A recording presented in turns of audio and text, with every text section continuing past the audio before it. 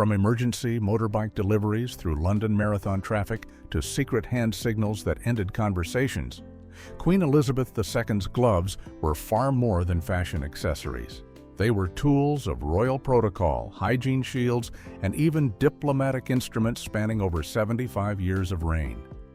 These white cotton companions guarded centuries-old ceremonies, triggered palace phone calls after chance garden party encounters, and cost a fortune to repair rather than replace.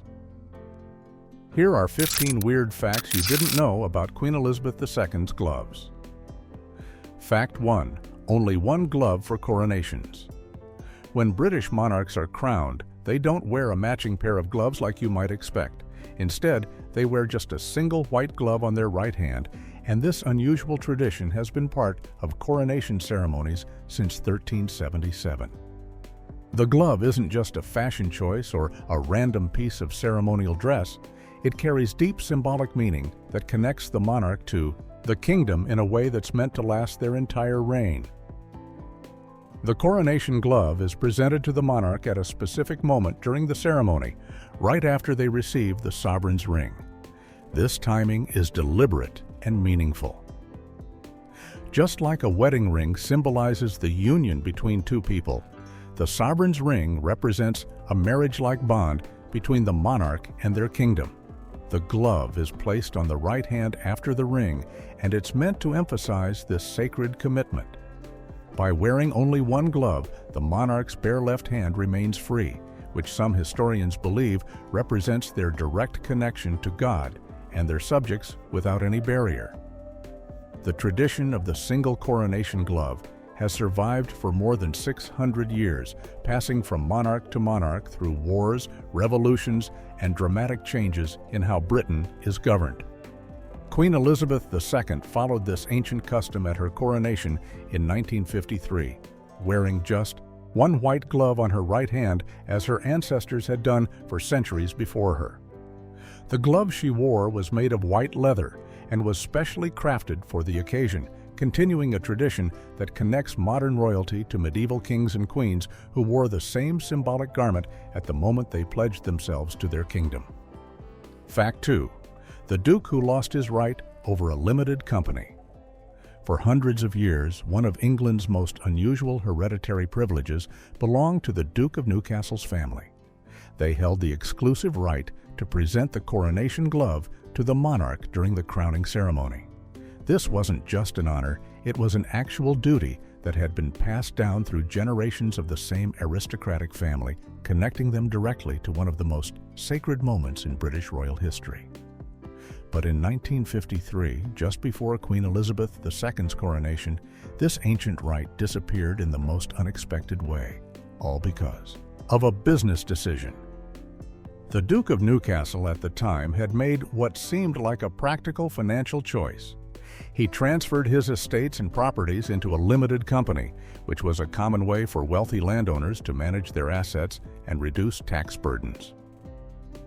It probably seemed like a straightforward business arrangement that wouldn't affect his family's ceremonial roles. But when the time came to prepare for the coronation, the court took a very different view. They ruled that because the Duke had transferred his estates into a corporation, he had effectively separated himself from the hereditary right that came with those lands. The court's reasoning was simple but absolute. Ancient ceremonial rights were personal privileges attached to individuals and families, not assets that could be transferred to corporations or limited companies. A business entity couldn't hold a hereditary right because these privileges were meant to be passed from person to person through bloodlines, not through corporate ownership structures. The Duke of Newcastle lost the right to present the coronation glove at Queen Elizabeth's coronation, ending centuries of tradition because of a tax planning strategy. It was a bizarre clash between medieval custom and modern corporate law, and the medieval custom lost. Fact 3. Emergency motorbike delivery. During the London Marathon. In 2004, Queen Elizabeth II was scheduled to travel to Korea for an official state visit, and as always, she needed her gloves. But just days before her departure, there was a problem. The order of gloves from her trusted glovemaker, Cornelia James, hadn't been delivered to Buckingham Palace yet. With the Queen about to leave the country and her gloves still sitting at the workshop, the situation was becoming urgent. What made things even more complicated was the timing. The London Marathon was taking place that same weekend, which meant road closures across the city and traffic, chaos that would make any normal delivery almost impossible. The glovemaker's husband, who wasn't part of the business but knew how important this delivery was, came up with a solution. He owned a motorbike, and he figured that if he rode through the city himself, he could navigate around the road closures and get the gloves to the palace in time. So he loaded up the gloves, got on his bike, and set off through London during one of the busiest events of the year. He weaved through blocked streets and found ways around the marathon route, finally arriving at the gates of Buckingham Palace with the precious cargo. But getting to the palace was only half the challenge. The security guards at the gate weren't just going to let anyone ride up on a motorbike and hand over a package, even if it was meant for the Queen. They stopped him and started asking questions about who he was and what he was delivering. The glovemaker's husband could have been stuck there for hours, explaining the situation and waiting for clearance. But then something unexpected happened. One of the security guards noticed his motorbike and mentioned that he was also a motorcycle enthusiast. The two of them started talking about bikes, and within minutes, they'd bonded over their shared interest. The guard believed his story, trusted that he was legitimate, and let him through to deliver the gloves. The Queen got her gloves in time for Korea, all thanks to a motorbike ride and a chance connection over a shared hobby. Fact 4. Never leather, only cotton. Over the course of Queen Elizabeth II's 70-year reign, she shook hands with thousands upon thousands of people, from world leaders and diplomats to ordinary citizens at garden parties and public events. For every single one of these engagements, she wore gloves.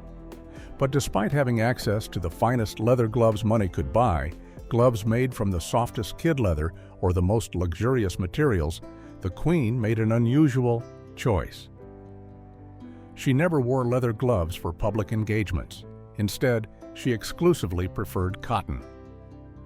Her gloves were made from brushed cotton or Swiss cotton jersey, materials that might seem less formal or luxurious than leather, but they were what the Queen specifically requested. The choice wasn't about cost or availability. Leather gloves were certainly an option, and they were often considered more appropriate for formal occasions. But the Queen had her reasons for preferring cotton, and she stuck with that preference throughout her entire reign. Cotton gloves were softer, more breathable, and less likely to feel stiff or uncomfortable during long events where she'd be wearing them for hours at a time. As the years went on and the Queen continued attending events well into her 80s and 90s, she made her preferences even more specific.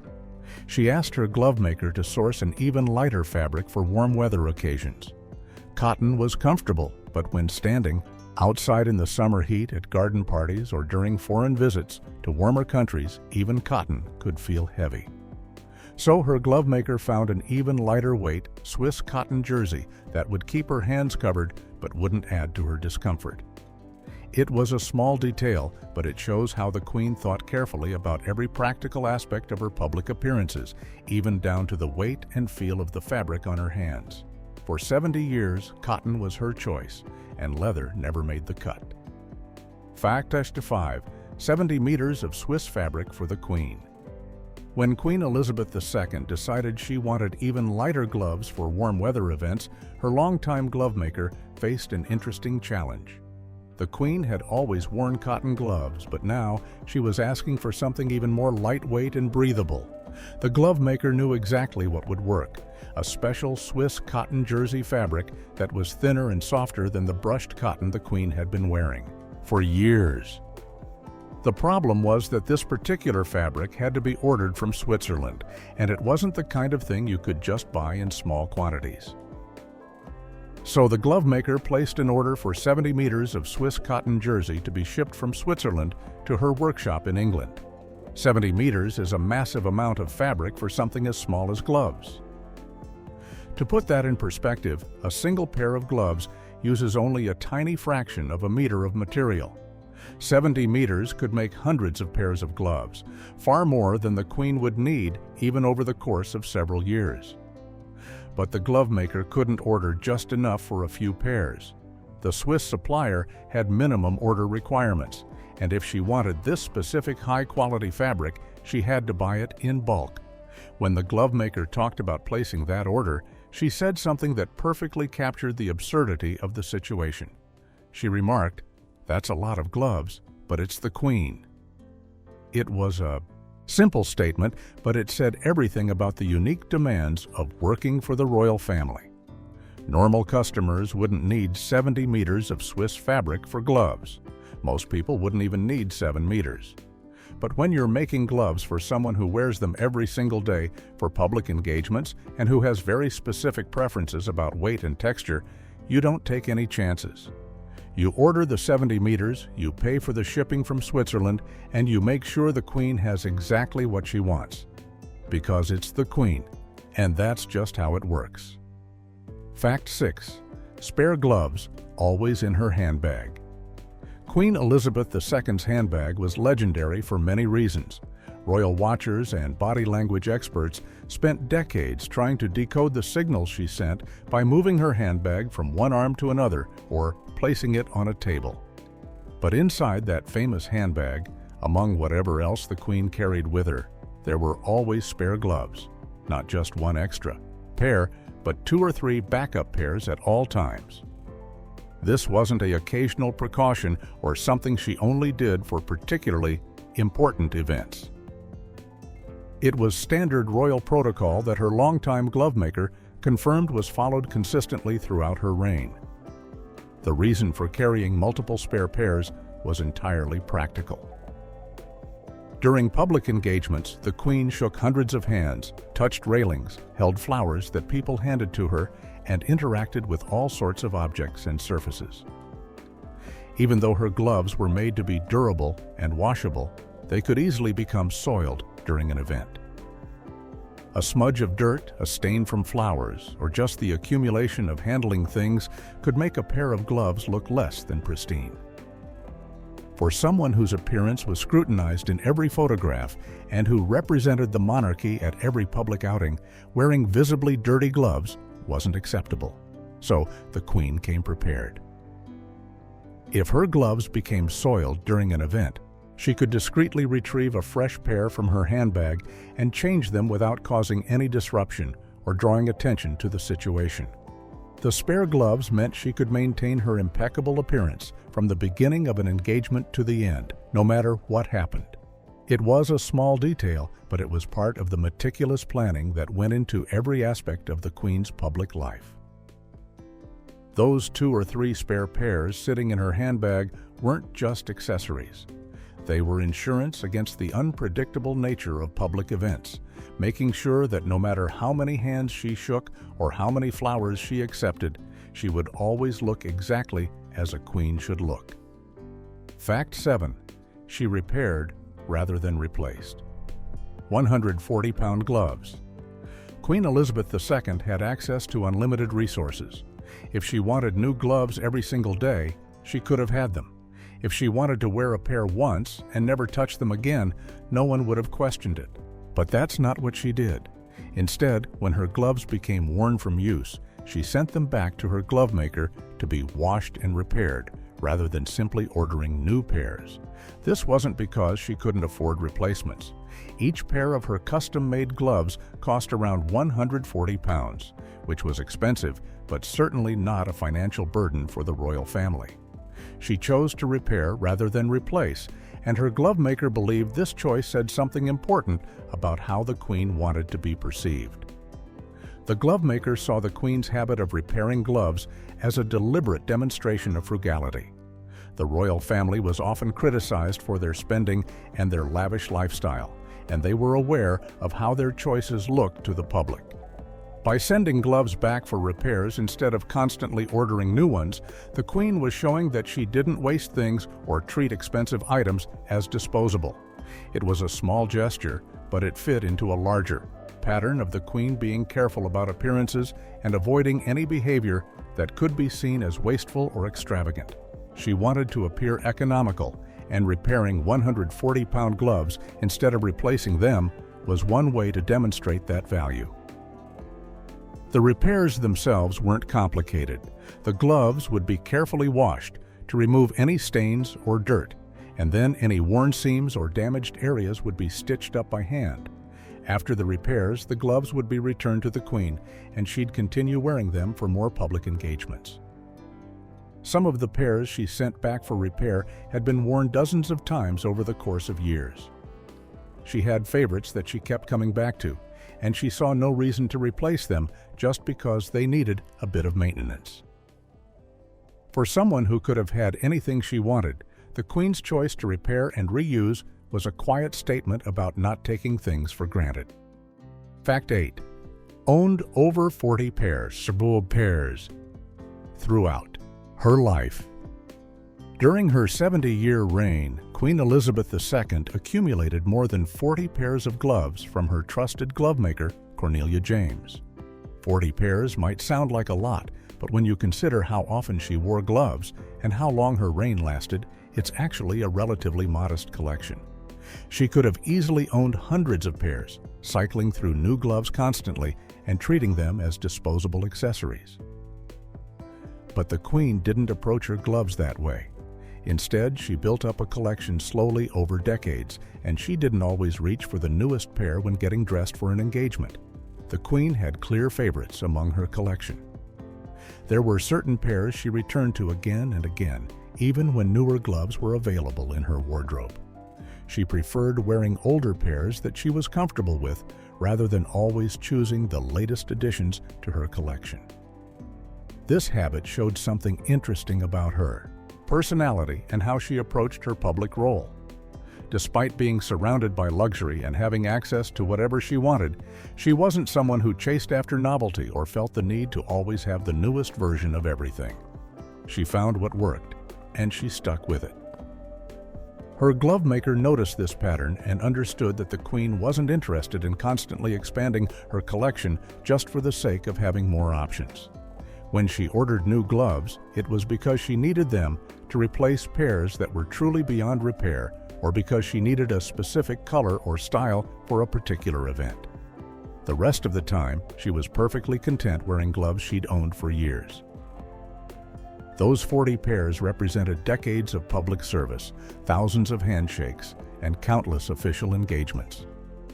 Some of those gloves had been to dozens of countries and had been photographed thousands of times. They weren't just accessories in a wardrobe. They were working tools that the Queen relied on, and she treated them with the respect and care that working tools deserve. Fact 9. Custom 5-inch extension to hide her arms. Every pair of gloves Queen Elizabeth II wore was custom-made specifically for her hands and her unique requirements. These weren't ordinary gloves you could buy in a store. They were designed with specific measurements and features that addressed practical concerns the Queen had about her public appearances. One of the most unusual design elements was a 5-inch extension that ran from the base of the thumb up the arm.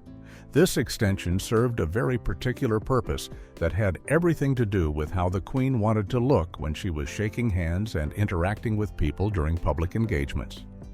The Queen was very conscious of the fact that when she reached out to shake someone's hand or wave to a crowd, the sleeve of her outfit would sometimes shift or pull back, exposing a section of her arm between where the glove ended and where the sleeve began. She didn't like this look. She wanted a seamless appearance where no bare skin showed, even during movement. The 5-inch extension solved this problem perfectly. The extra length meant the glove could slip under her sleeve, so even when her arm was extended or her sleeve shifted, the glove stayed hidden beneath the fabric. As her glovemaker explained, the design meant you don't actually see any arm when the Queen was shaking hands or moving about during events. This might seem like an incredibly minor detail, But for someone who was photographed constantly and whose every gesture was captured on film, these small design choices mattered. The Queen understood that her appearance was part of her job, and she paid attention to details that most people would never notice. The 5-inch extension wasn't about fashion or style. It was about control and consistency. She wanted to look the same in every photograph, at every angle, during every movement. By having her gloves made with this custom extension, she eliminated one small variable in how she appeared to the public. It was the kind of meticulous planning that characterized everything about how she approached her role as monarch. Fact 10. A garden party. Comment that changed Princess Diana's style. Cornelia James, the Queen's longtime glove maker, attended a garden party at Buckingham Palace one afternoon and found herself watching Princess Diana move through the crowd. Diana was still relatively new to royal life at that point, and she was navigating the challenges of constant public scrutiny and trying to figure out how to present herself as a member of the royal family. As Cornelia watched her, she noticed something that probably many other people had seen but hadn't mentioned. Diana bit her nails, and her hands showed the evidence of this nervous habit. For someone whose every gesture was photographed and analyzed, it was the kind of detail that could become a distraction. Cornelia, who had spent decades making gloves for royalty and understood the pressures of public appearance, saw an opportunity to help. She approached Diana at the garden party and made a simple suggestion. She told her that wearing gloves would not only fit with royal protocol, but would also help cover her nails and possibly even help her break the habit of biting them. It was a kind and practical piece of advice, offered directly and without any judgment. Diana listened, and apparently the suggestion resonated with her because the very next day, something unexpected happened. Buckingham Palace called Cornelia's workshop. The caller explained that Princess Diana needed gloves for an evening event at Claridge's, one of London's most prestigious hotels, and they wanted Cornelia to provide them. The timing made it clear that Diana had taken the garden party conversation seriously and had decided to try wearing gloves, as Cornelia had suggested. From that point forward, gloves became a more regular part of Diana's public wardrobe. What started as a casual comment at a garden party turned into a small but noticeable change in how one of the world's most photographed women presented herself. It was the kind of behind-the-scenes influence that most people never knew about, but it showed how even informal advice from the right person at the right time could shape royal style. Fact 11. Each pair takes up to 90 minutes to make. When you look at a pair of Queen Elizabeth II's gloves, they might seem simple. They're white cotton, they're elegant, but they don't look particularly complicated. But the reality of how these gloves were made tells a very different story. Each pair was entirely handmade by a single glove maker from start to finish, and the process took anywhere from 45 minutes to an hour and a half per pair. There were no assembly lines, no teams of workers each handling one small step. One person cut the fabric, sewed every seam, and finished every detail until the gloves were complete and ready to be worn by the Queen. The glove maker used traditional Singer sewing machines, the same kind of equipment that had been used for decades. These weren't modern computerized machines that could automatically adjust stitches or follow programmed patterns. They required skill and precision from the person operating them. Every seam had to be straight, every stitch had to be even, and the sizing had to be exactly right, because these gloves were being made for someone whose hands would be photographed thousands of times while wearing them. There was no room for sloppy work or inconsistent quality. Each pair had to meet the same high standard, whether it was the first pair the glove maker had ever made for the Queen or the 100th. The time investment of 45 to 90 minutes per pair might not sound extreme, but when you consider that this was just for one pair of gloves, items that many people might spend £5 or £10 on at a department store, it puts the craftsmanship in perspective. These weren't mass-produced accessories.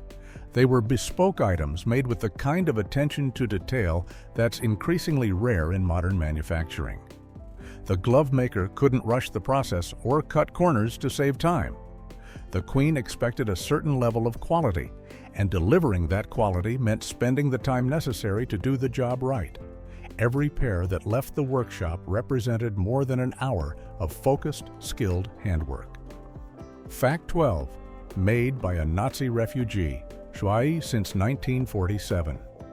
The woman who made Queen Elizabeth II's gloves for most of her reign had a remarkable personal story that connected directly to some of the darkest moments of 20th century history. Cornelia James was born in Vienna, Austria, and she was Jewish. In 1939, as the Nazis tightened their grip on Austria after the annexation, Cornelia knew she had to leave. She fled Vienna with almost nothing, carrying only a suitcase full of leather, the material she worked with as a glove maker. She made it to England and started rebuilding her life in a country that was about to enter World War II. Cornelia established herself as a glove maker in London, developing a reputation for quality craftsmanship and attention to detail. In 1947, she received a commission that would change the trajectory of her business and her life. Princess Elizabeth, who wouldn't become queen for another 5 years, was getting married to Prince Philip. She was going on her honeymoon, and she needed gloves. Someone recommended Cornelia James, and Cornelia made gloves for the princess's honeymoon trip. The gloves must have impressed Princess Elizabeth, because Cornelia continued to receive orders from her after that first commission.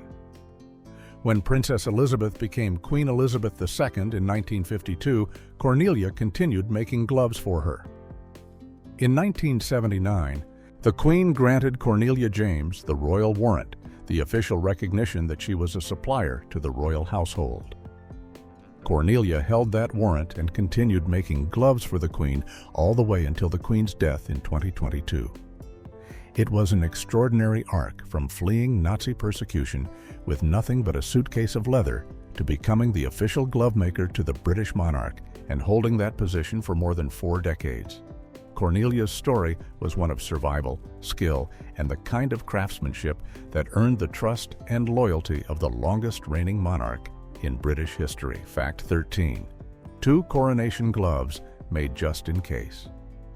When preparations were underway for Queen Elizabeth II's coronation in 1953, the company Dents was tasked with manufacturing the ceremonial coronation glove. This wasn't an ordinary order.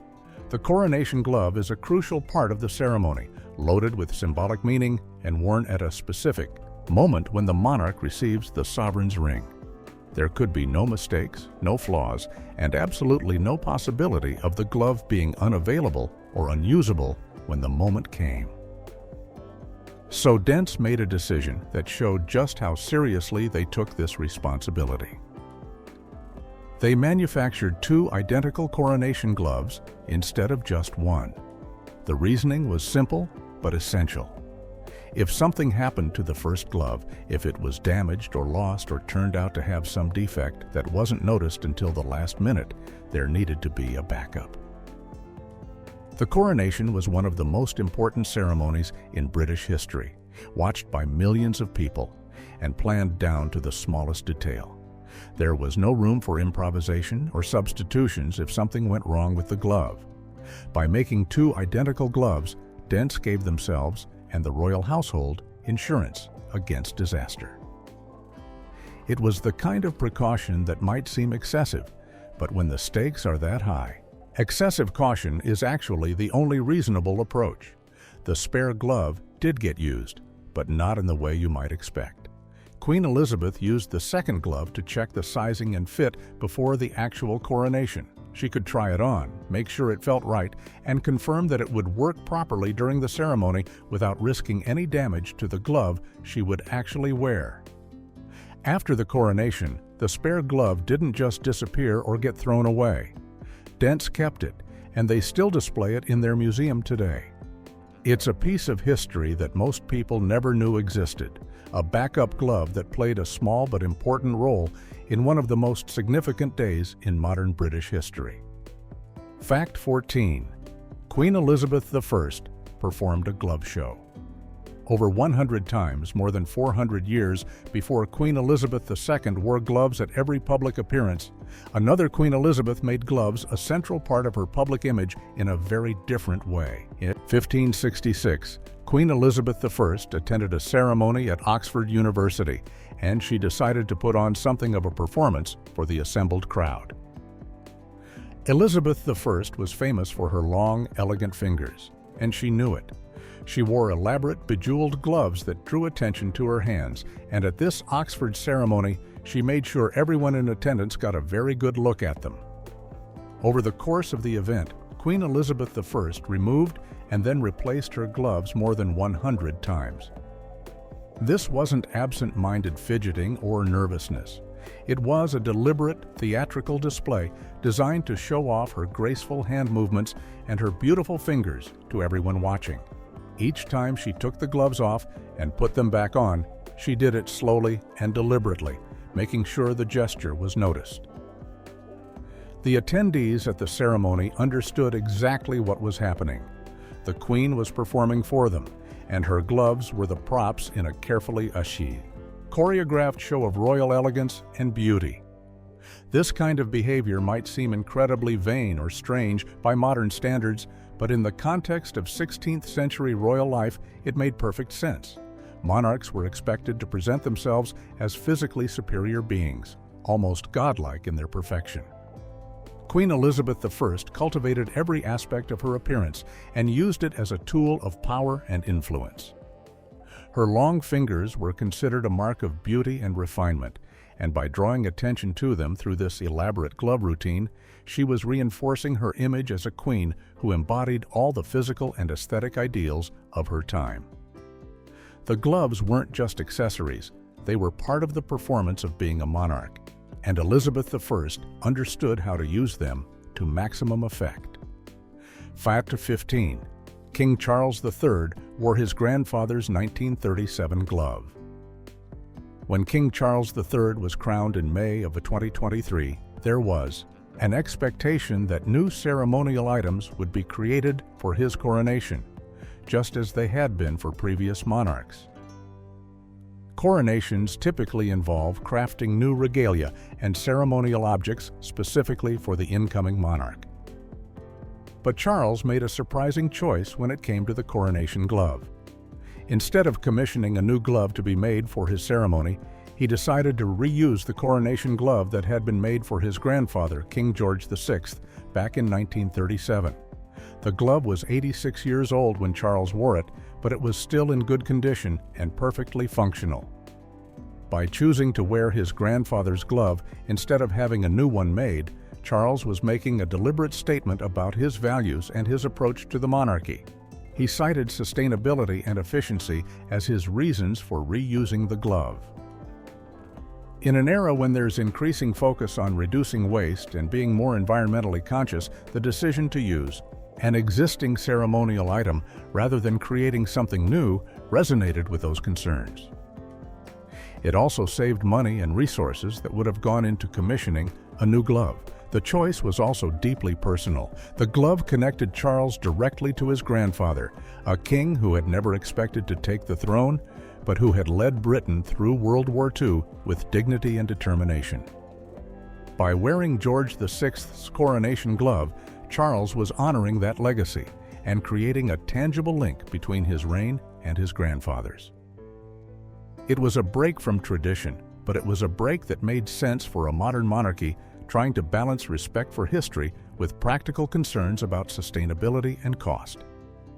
The glove that had been worn in 1937 for one coronation got to be part of another coronation more than 8 decades later, spanning generations and connecting two kings across nearly a century of British history.